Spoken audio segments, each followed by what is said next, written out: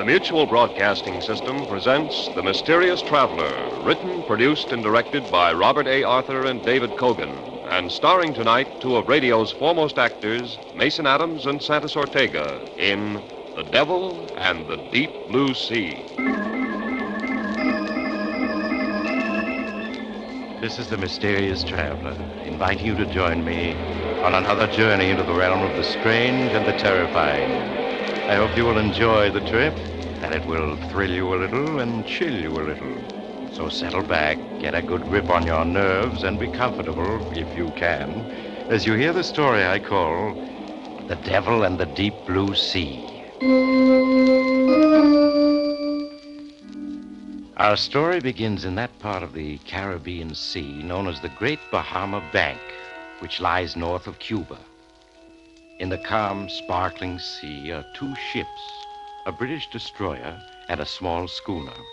The schooner is a derelict and barely afloat. There's great activity aboard the destroyer as its longboat returns from the schooner. A few moments later, Chief Petty Officer Warren reports to the captain of the destroyer. Yes, Warren?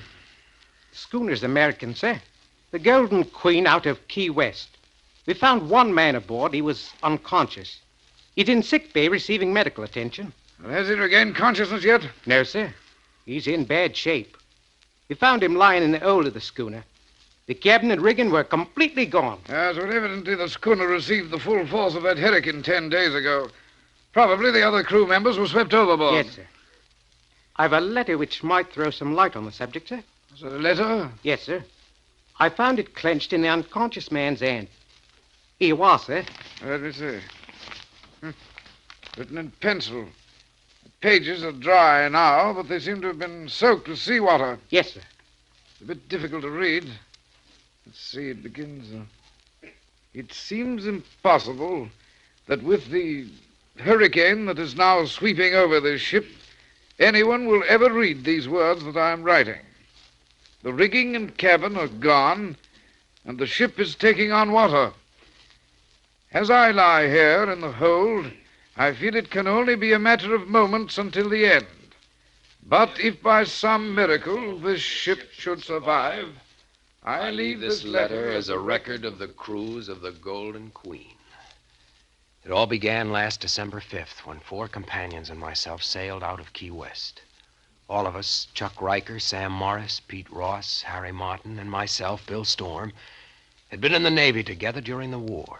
We had all pooled our savings and bought the schooner Golden Queen. Our destination, Flamingo Cay, some 450 miles to the southeast of Key West. Our objective, to recover treasure from an English pirate ship reported sunk by a Spanish man-of-war at Flamingo Cay in 1632. As we reeled off mile after mile, the days were hot and bright, the nights a dark blue velvet with a sky full of stars, and a good breeze filled the high white spread of sails. As we sailed the same waters that countless treasure ships had sailed only a few centuries ago, there was a growing sense of excitement and anticipation aboard the Golden Queen.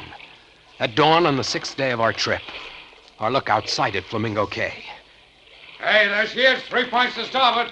Bill, that is Flamingo Cay, isn't it? That's it, all right. Steady as she goes. Steady as she goes. Now, here, hold one end of this chart down. Sure, Bill. Now, here's Flamingo Cay, and here's Pirates Lagoon. Pirates Lagoon. Yeah. According to the log of the Spanish man-of-war, that's where the English pirate ship headed in, trying to escape the Spanish. Uh-huh. The pirate captain sailed across the entrance to the lagoon, and a hidden reef ripped the ship's bottom wide open. Sank with all hands in less than a minute.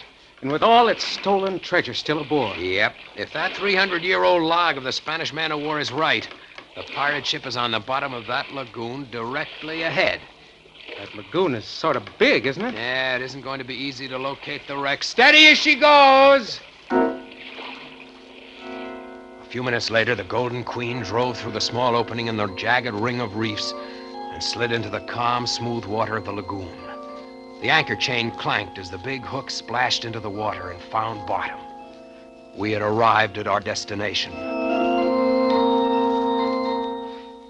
That afternoon, we lowered a small boat and began the tedious job of rowing back and forth across the lagoon, peering down into the crystal clear water, looking for some indication of the wrecked pirate craft. Our eyes began to ache from the reflected sunlight as we scanned the bottom of the lagoon hour after hour. As one day of searching followed another, our spirits fell. It was on the 6th day that our luck changed. Hey, stop rowing. Bill, look. What? I don't see a thing. Now, keep looking at the bottom where I'm pointing. Well, it just looks like a large mass of coral covered with marine growth. Yeah, that's all it is. Yeah, but the marine growth. Can't you see the muzzle of a cannon sticking through? Hey, you may be right. It does look like the muzzle of a cannon. Do you think that marine-covered mass could be the... Sure, it's the pirate wreck. Sam, I think you found it. Chuck, drop a buoy to mark the spot. Right, Bill. Now let's get back to the Golden Queen and get the diving equipment ready. This may be it. An hour later, I was in the diving suit.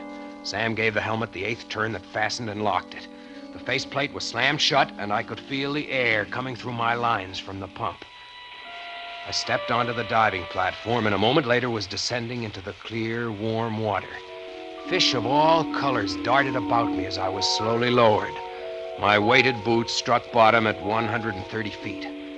Following the beam of light over my helmet, I peered into the wall of water around me. Suddenly, my heart began pounding with excitement. For less than 200 feet away was the large marine-covered mass of coral. I began to cautiously make my way toward it, keeping a careful eye out for sharks and morays which abounded in these waters. As I made my way closer, I could clearly see that the marine growth covered an old hulk.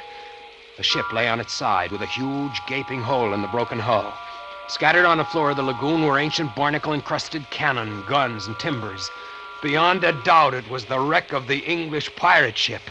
I signaled on my line, and Sam sent down the explosives that were to be used to blast the hull. I wasted no time in planting the charges in the hull. It was just as I had finished that I heard his voice. So you've come for Captain Murdoch's treasure, eh? I whirled about clumsily, instinctively, but I was alone. Then I heard it again. They've all come for my treasure. Cutthroats and cut purses, gulls and connies. And they've all left their skins. Again, I whirled about, seeking for that voice, but there was nothing at all. I could feel a scream welling up within me. As the voice spoke again, I gave 3 sharp tugs on my line. It was the emergency signal. You'll be back, laddie. But remember, it's Captain Murdoch you've got to deal with. Captain Murdoch!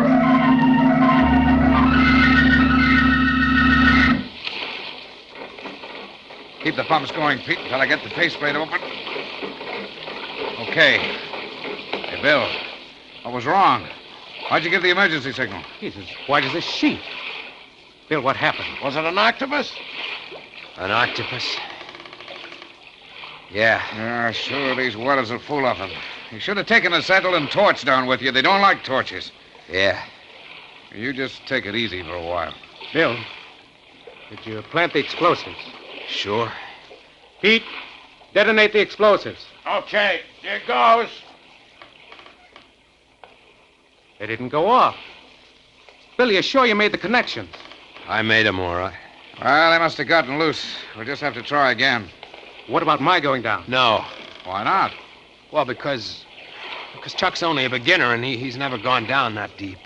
You got a point there. Well, okay. Means we'll have to wait until tomorrow. Yeah. Bill will go down as soon as it's daylight and plant some more explosives.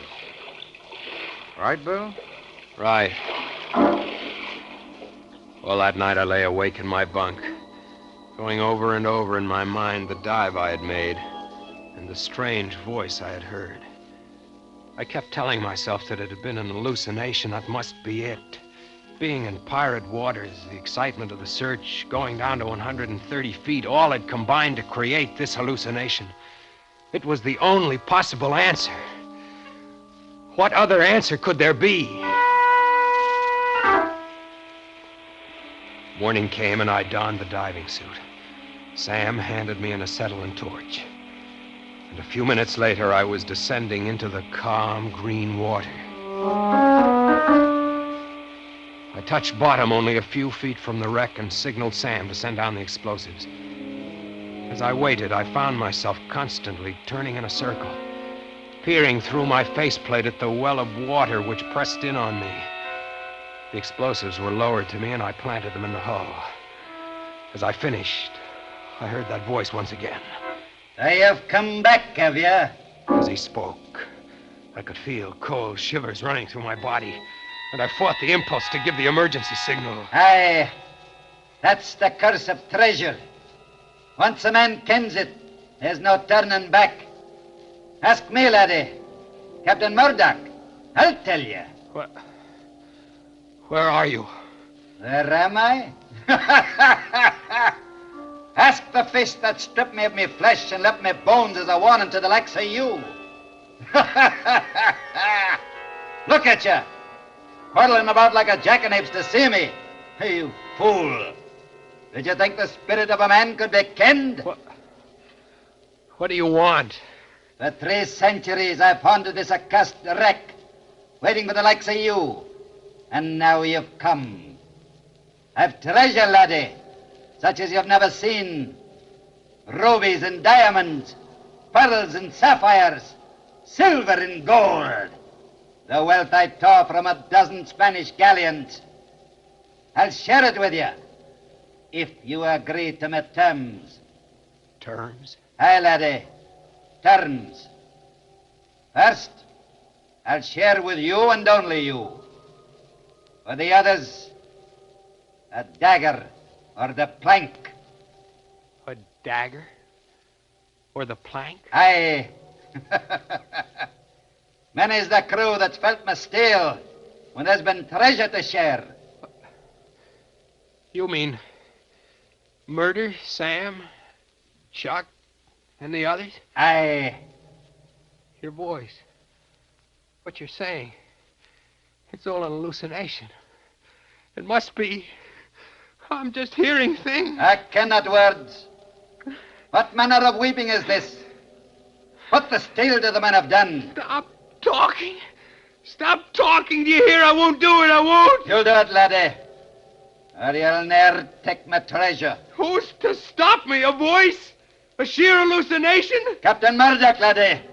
Captain Murdoch. You're just a voice. You can't stop me. But no, don't. You're choking me. Stop. You can't see me, laddie. But you can feel me wrath, can you not? Let go. You'll find me a reasonable captain if you follow me orders. But if you don't, laddie, you'll ne'er see the sun again. Now these are my terms. And pay heed to my words.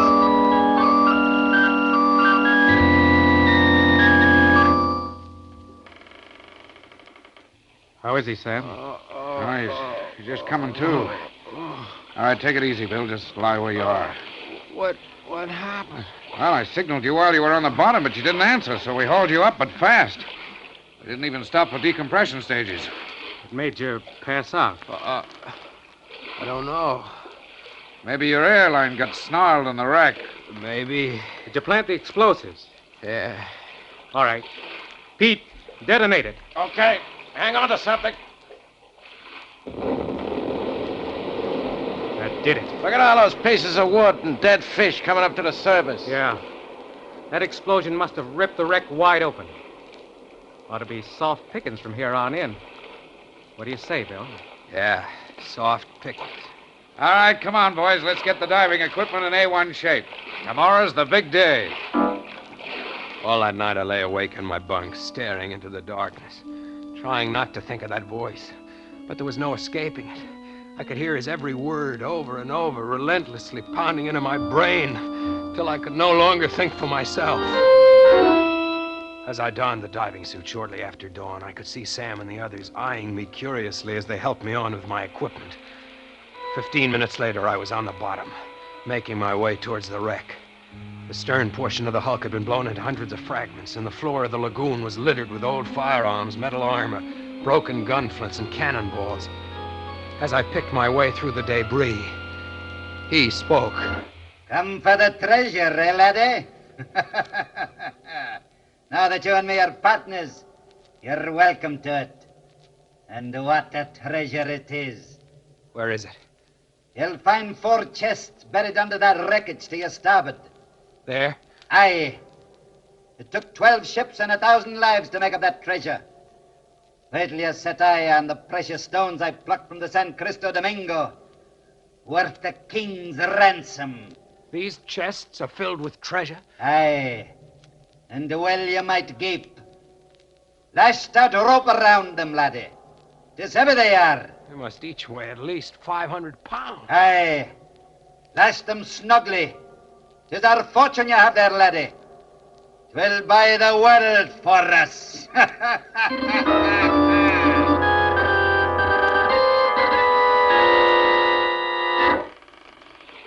All right, hold still, will you, Bill? I'm trying to get your helmet off. There. Look at it, boy. 4 chests, Bill, filled to the brim with jewels and gold. Just look at it. Sam, what do you think it's worth? Oh, 5 million, maybe 10, even 20. Who knows?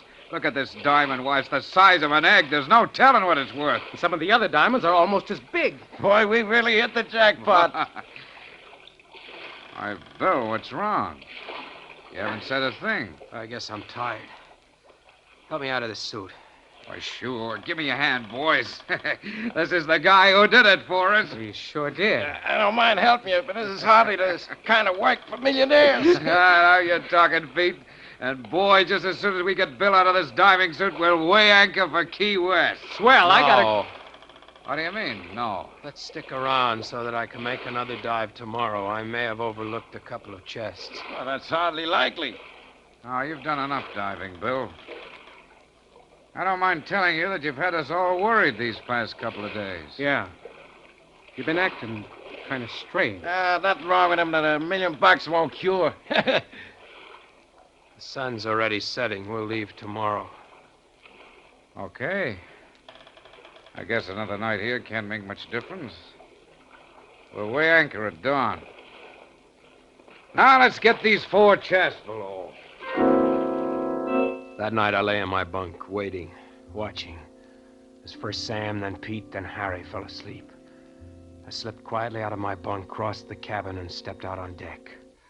A full moon shone down on the Golden Queen, and I could see Chuck, who was on watch, standing near the wheel, smoking. As I approached, he turned and saw me. Hello, Bill. Couldn't sleep, huh? No, What about the others? they're sleeping. Don't see how they can do it. I'm so excited I couldn't.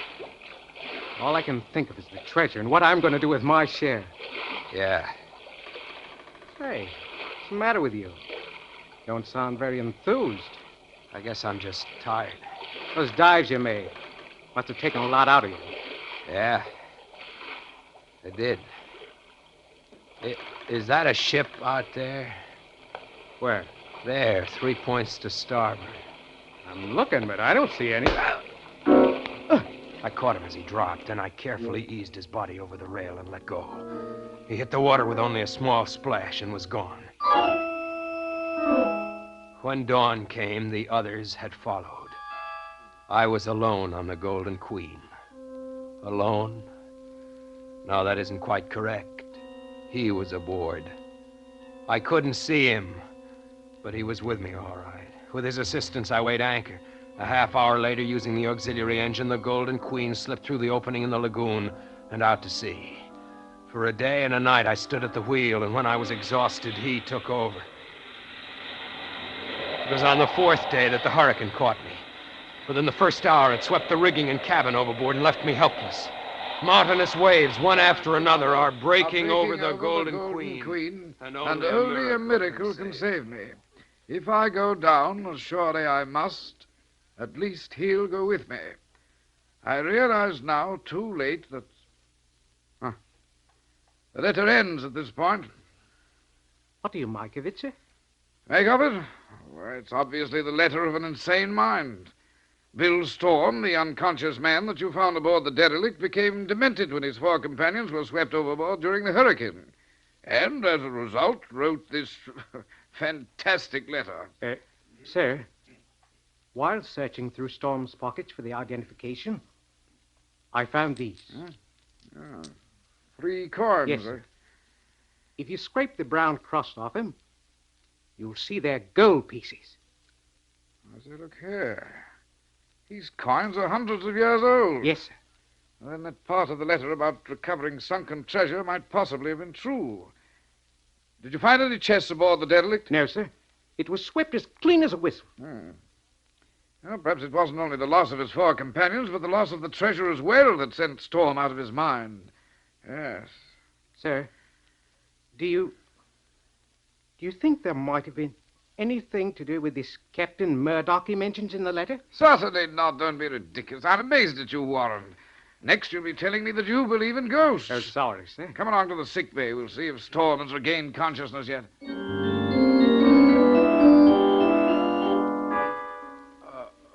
This fellow Storm, he seems to be regaining consciousness, sir. He's opening his eyes. Can't make out where he is. All right now, Storm. Just lie quietly. Don't try to speak. You're quite safe now. You're aboard a British destroyer. The doctor says you're going to be all right. He's trying to say something, sir. No, don't try to speak, Storm. Just lie quietly and take treasure. What was that? He was asking you, sir, about the treasure. Oh, yes, the treasure. Well, I'll get to that, Storm, in just a moment. But the main thing to remember is that it's a miracle that you survived. You know, I read that fantastic letter you wrote, and I can only attribute it to the shock and grief of losing your shipmates in the hurricane. Never read such utter claptrap. Pirate ghosts, indeed. As for the treasure, I'm sorry to say that the hurricane swept your schooner clean. All that Chief Warren found were these 3 gold coins. The rest, I'm afraid, is gone. Gone. Yes, my good man, swept overboard. Swept overboard. Why, you, sniveling, perfumed, white-bellied girl. Do you think the likes of you can keep my treasure from me? Ask the others that tried it. Black Irish, Billy Bones, the Frenchman, Captain Bull. They felt my steel and left their bones to bleach in the sun. Bring me my chest, or I'll rip your tongue out and hang you to the highest yardarm. As sure as my name is Captain Murdoch. My good man, go with me. You're out of your mind. Warren, help! Steal Captain Murdoch's treasure, would you? Let's see out of the world, laddie boy. As I did the others. Help!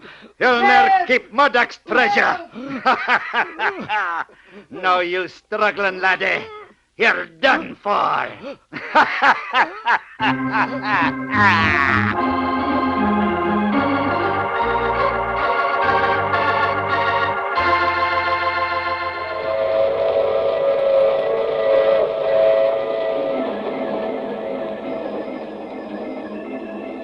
This is the mysterious traveler again. Did you enjoy our trip? Or was the captain of the British destroyer choked to death?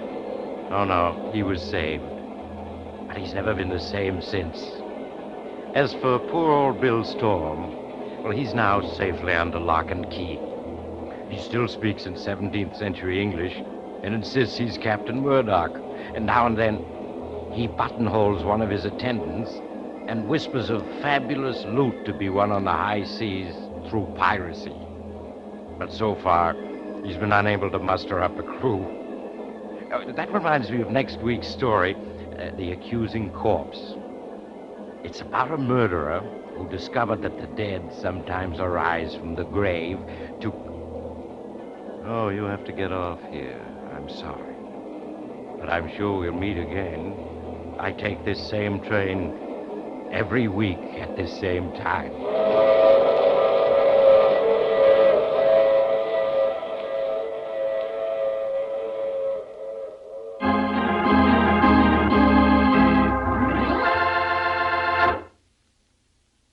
You have just heard The Mysterious Traveler, a series of dramas of the strange and terrifying. The role of the mysterious traveler is played by Maurice Tarplin. Frank McCarthy speaking. This is the Mutual Broadcasting System.